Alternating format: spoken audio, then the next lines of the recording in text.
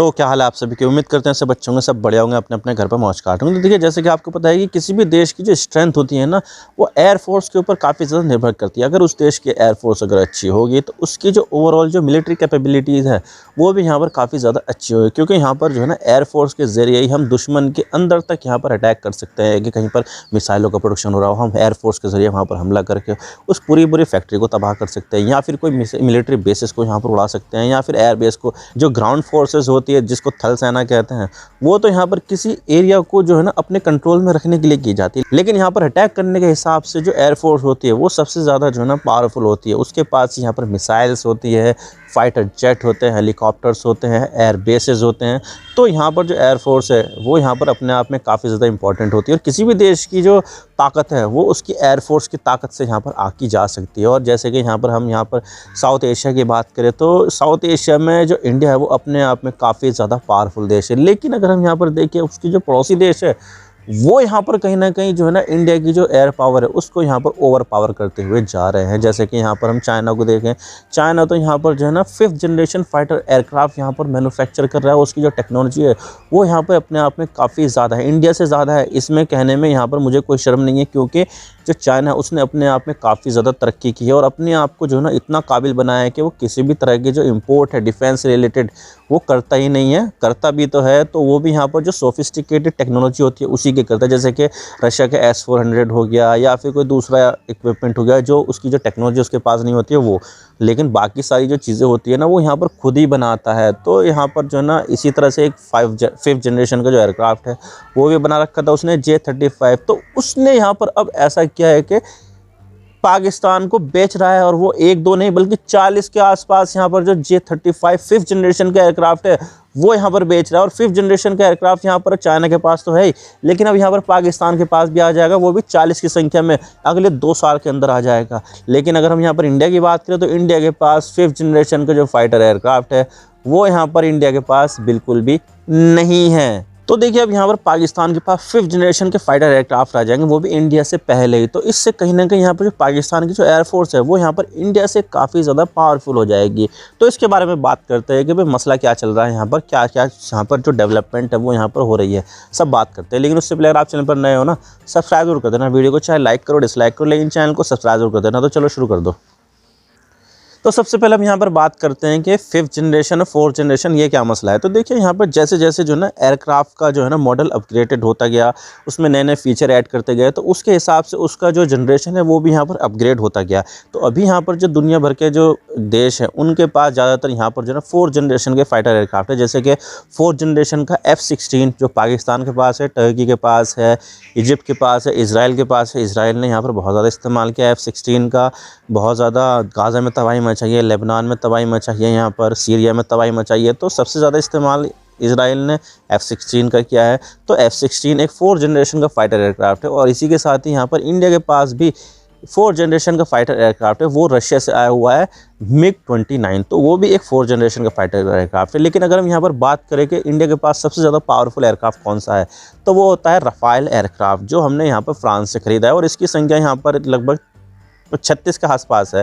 तो 36 एयरक्राफ्ट है यहाँ पर रफ़ाल, और इंडिया के पास ये सबसे ज़्यादा पावरफुल एयरक्राफ्ट है। लेकिन ये भी 5th जनरेशन का फाइटर एयरक्राफ्ट नहीं है। इसके बारे में ये माना जाता है कि ये 4.5 जनरेशन का एयरक्राफ्ट, तो ये 4.5 जनरेशन का एयरक्राफ्ट है, यानी कि यहाँ पर ये 4th जनरेशन है उससे यहाँ पर थोड़ा सा ऊंचा है। उसकी पास जो है ना कैपेबिलिटीज़ 4th जनरेशन के फाइटर एयरक्राफ्ट से ज़्यादा होती है। लेकिन मसला यहाँ पर आ जाता है 5th जनरेशन का, क्योंकि यहाँ पर जो 4th जनरेशन के फाइटर एयरक्राफ्ट होते हैं उनके यहाँ पर थ्रस्ट पावर वो ज़्यादा होती है, और वो मिसाइल भी यहाँ पर ज़्यादा कैरी कर सकते हैं। और उनकी जो मैन्यूवरेबिलिटी है, यानी कि उनको मूव कराना, कभी ऊपर ले जाना, कभी नीचे ले जाना, कभी दाएँ कभी बाएँ, तो इस तरह की जो मैन्यूवरेबिलिटी होती है वो भी यहाँ पर काफ़ी ज़्यादा होती है 4th जनरेशन में। लेकिन हम यहाँ पर अगर 5th जनरेशन की बारे में बात करें तो 5th जनरेशन के पास होता है सबसे ज़्यादा ख़ास हथियार, वो होता है यहाँ पर उसका स्टेल्थ फीचर। यानी कि यहाँ पर वो एक ऐसा एयरक्राफ्ट है जो रडार की पकड़ में नहीं आता है। अब देखिए, यहाँ पर कोई देश है जिसके पास यहाँ पर जो एंटी एयरक्राफ्ट गन भी है, रडार भी लगा रखा है, और एयर डिफेंस सिस्टम भी है।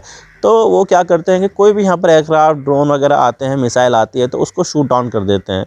तो इस तरह से यहाँ पर ये चीज़ें काम करती है। तो वो जो शूट डाउन करते हैं उसमें यहाँ पर सबसे ज़्यादा जो मदद करता है वो रडार सिस्टम करता है, क्योंकि वो यहाँ पर अपने रेंज में जो आने वाले जितने भी ये दुश्मन के जो मिसाइल होते हैं, ड्रोन होते हैं, उनको यहाँ पर रडार में पकड़ लेते हैं, फिर उसके बाद शूट डाउन करते हैं। लेकिन यहाँ पर ये जो 5th जनरेशन के फाइटर एयरक्राफ्ट होते हैं वो तो रडार की पकड़ में आते ही नहीं है, क्योंकि उसमें ऐसा मटेरियल इस्तेमाल किया जाता है कि वो रडार की पकड़ में बिल्कुल भी नहीं आते। अब देखिए रडार की पकड़ में वो आएंगे नहीं, तो देश जो है ना वो एंटी एयरक्राफ्ट जो गन होती है वो इस्तेमाल नहीं कर पाएंगे, और जो एयर डिफेंस सिस्टम है वो भी यहाँ पर एक्टिवेट नहीं होगा। तो उससे क्या होगा, 5th जनरेशन का जो फाइटर एयरक्राफ्ट है वो उसमें घुस जाएगा और अपना जो अटैक वटैक करके जो है ना वापस से चले जाएगा और उसको कोई पकड़ भी नहीं पाएगा। तो सबसे ज़्यादा जो खास बात होती है 5th जनरेशन की वो उसका स्टेल्थ फीचर होता है, तो ये अपने आप में उसको खास बनाता है। और इसी तरह से यहाँ पर जो 5th जनरेशन का एयरक्राफ्ट होता है वो अपने आप में काफ़ी ज़्यादा पावरफुल होता है।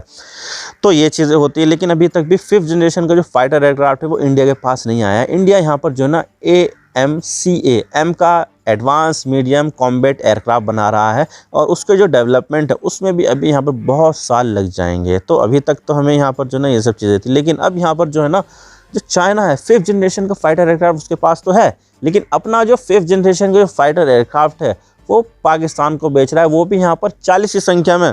अब देखिए इंडिया इतना बड़ा देश है, इतनी ज़्यादा आबादी है, कितनी ज़्यादा आबादी है, 140 करोड़ से भी ज़्यादा की आबादी है। तो उसके पास यहाँ पर 4.5 जनरेशन के एयरक्राफ्ट है, वो भी 36, जो सबसे ज़्यादा पावरफुल है। लेकिन अगर हम यहाँ पर पाकिस्तान के बारे में बात करें, पाकिस्तान की जो आबादी है वो 22 करोड़ के आसपास है, उसका एरिया भी यहाँ पर कम है, लेकिन फिर भी उसके पास 5th जनरेशन के फाइटर एयरक्राफ्ट आ जाएंगे, वो भी यहाँ पर 40 की संख्या में।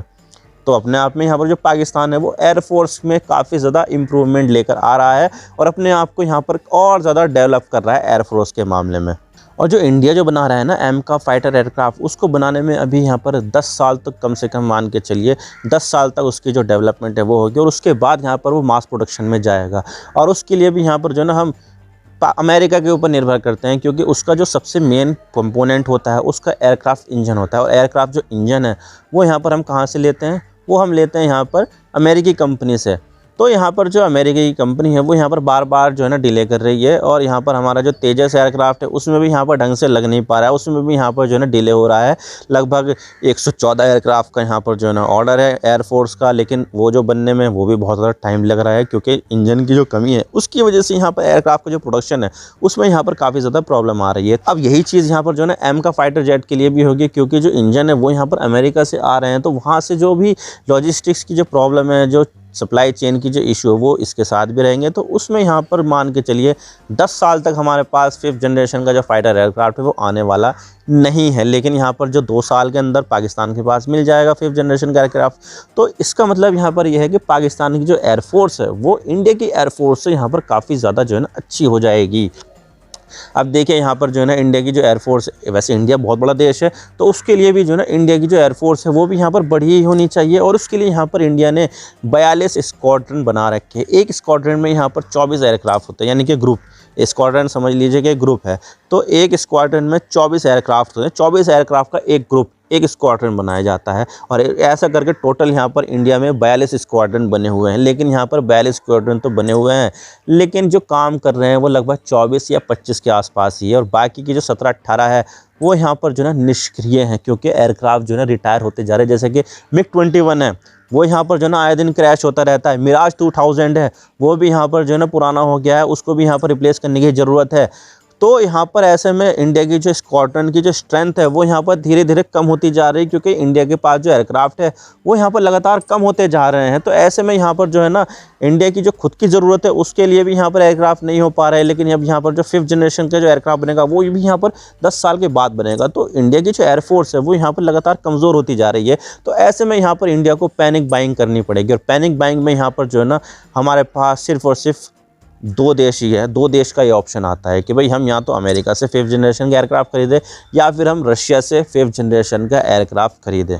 अब देखिए यहाँ पर जो 2 ऑप्शन है वो अमेरिका का जो F-35 है उसके भी यहाँ पर प्रोडक्शन है वो भी उसमें डिले देखने को मिल रहा है, क्योंकि यहाँ पर उसके पास इतने ज़्यादा ऑर्डर आ गए हैं कि उसका जो प्रोडक्शन है वो यहाँ पर फुलफिल उनका ऑर्डर का ही नहीं हो पा रहा है। तो ऐसे में यहाँ पर उसकी जो सप्लाई चेन का इशू है वो यहाँ पर प्रॉब्लम कर रहा है, और यहाँ पर जो है ना अगर हम वहाँ पर ऑर्डर दे भी देंगे ना तो हमें यहाँ पर बहुत ज़्यादा बाद में मिलेगा। तो यहाँ पर ये चीज़ है। लेकिन यहाँ पर जो रशिया है उसके पास है यहाँ पर Su-57, अब देखिए Su-57 जो है ना, वो भी यहाँ पर एक 5th जनरेशन का एयरक्राफ्ट है, वो भी यहाँ पर स्टेल्थ फीचर के साथ यहाँ पर लैस होता है। लेकिन आपको तो पता ही है कि रशिया का जो अभी वॉर चल रहा है वो यूक्रेन के साथ चल रहा है, और यहाँ पर यूक्रेन के पास लगातार आधुनिक हथियार आ रहे हैं। अमेरिका सप्लाई कर रहा है, ब्रिटेन दे रहा है, जर्मनी दे रहा है, पोलैंड दे रहा है, बहुत सारे देश यहाँ पर यूक्रेन की मदद कर रहे हैं। तो यहाँ पर उसके पास तो लगातार हथियार आ रहे हैं, लेकिन यहाँ पर रशिया की जो प्रोडक्शन कैपेबिलिटीज़ है वो तो यहाँ पर कॉन्स्टेंट ही है। तो ऐसे में यहाँ पर उसके पास जो एग्जिस्टिंग हथियार है वो यहाँ पर अभी किसी भी देश को सप्लाई कर नहीं रहा है, और इसी में यहाँ पर Su-57 भी आता है। तो भाई जब तक यहाँ पर ये जो जंग चल रही है तो तब तक यहाँ पर जो ऐसे एयरक्राफ्ट है वो तो शायद ना बेच पाएगा रशिया, क्योंकि उसकी खुद की भी ज़रूरत है और यहाँ पर खुद को भी यहाँ पर इस्तेमाल करना है। तो भाई दिक्कत है भाई रशिया से भी, और यहाँ पर जो है ना अमेरिका से तो दिक्कत है ही।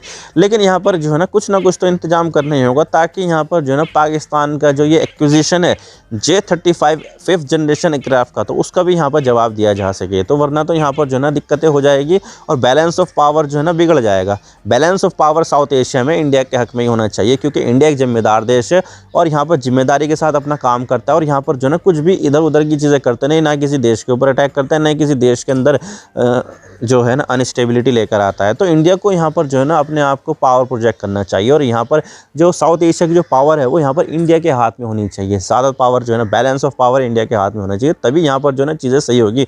वरना तो अगर यहाँ पर जो है ना चाइना तो छोड़ दीजिए, चाइना की तो इतनी खैर, लेकिन यहाँ पर अगर पाकिस्तान की दिक्कत आ गई, पाकिस्तान यहाँ पर जो है ना बांग्लादेश में भी जो है ना प्रेजेंस हो रहा है, क्योंकि संबंध अच्छे हो रहे हैं, तो इससे यहाँ पर जो है ना चीज़ें बिगड़ती हुई चली जाएगी। तो आई होप आपको सारी बातें समझ में आ गई होगी किस तरह से यहाँ पर जो पाकिस्तान है वो अपने आप को लगातार इंप्रूव कर रहा है एयरफोर्स के मामले में, और 5th जनरेशन के एयरक्राफ्ट के मामले में यहाँ पर इंडिया से भी आगे निकल गया है पाकिस्तान, जिसकी वजह से इंडिया को तो यहाँ पर चिंताएं होगी ही होगी।